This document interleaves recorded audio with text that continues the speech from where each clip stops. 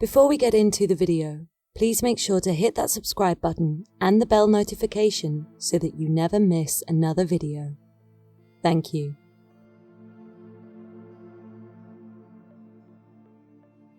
I love camping. I used to go with my parents at least once a month when I was younger. I love the smells, sounds and sights that accompany the wet and cold. I love cooking outdoors and feeling more connected to nature. I love the adventure. I've continued my love of camping with my husband. We actually met on a campsite 4 years ago, so it seemed like fate really. This weekend we were going on a 2-day hike through the Welsh mountains with a night spent on a local campsite. We'd done this hike before a few years ago and really enjoyed it, so we knew we were in for an enjoyable weekend. The campsite was new, but we'd heard rave reviews. I was looking forward to it. The weather was meh. Typical weather for hiking, and I actually don't mind a little bit of cloud and the occasional shower. It stops you getting too hot.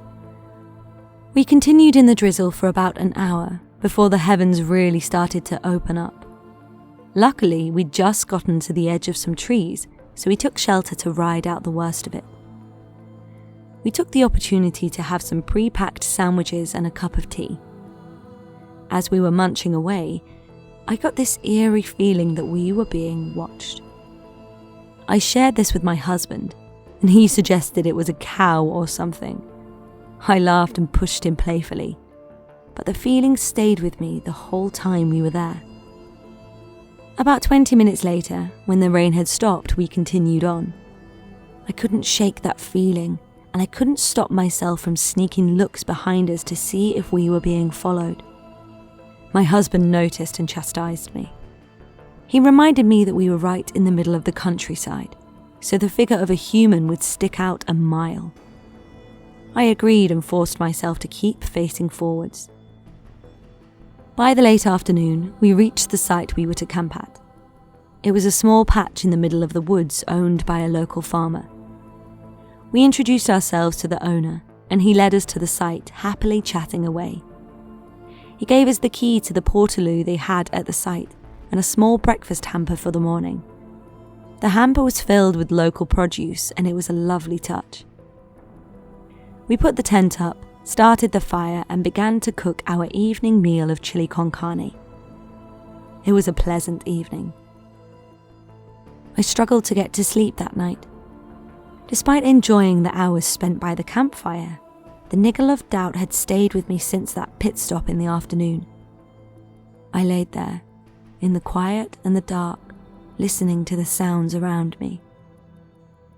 The rhythmic breathing of my husband, the gentle breeze, the snap of a nearby twig. My heart froze. It's just an animal.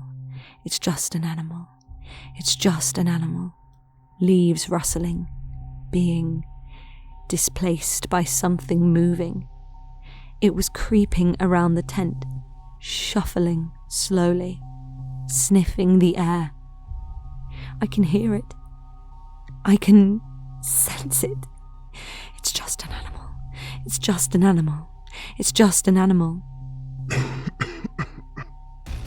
Animals don't cough.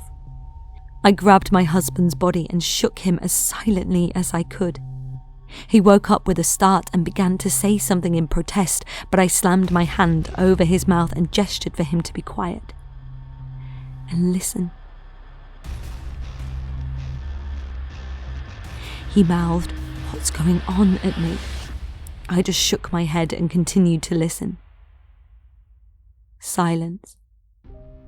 "There's someone out there," I whispered as quietly as I could. My husband sat up slowly to listen. "Hello?" he called out. I hit him in frustration. Then we heard, followed by footsteps running away. My husband grabbed the torch by the tent mouth and forced the zip open.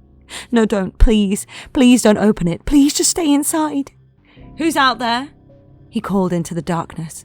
shining the weak torchlight in the direction the footsteps had gone.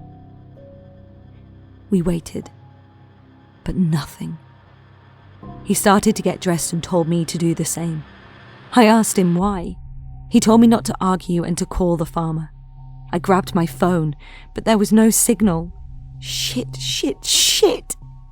We got dressed as quickly as we could, my heart slamming against my ribs.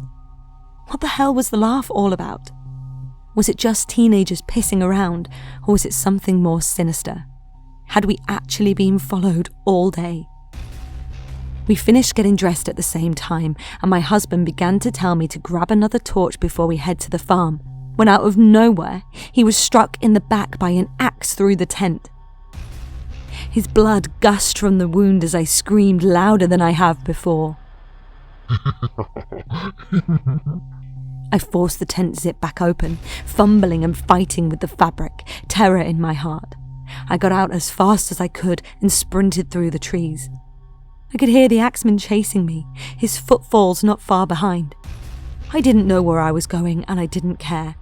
I just ran and ran and ran and ran and ran and ran.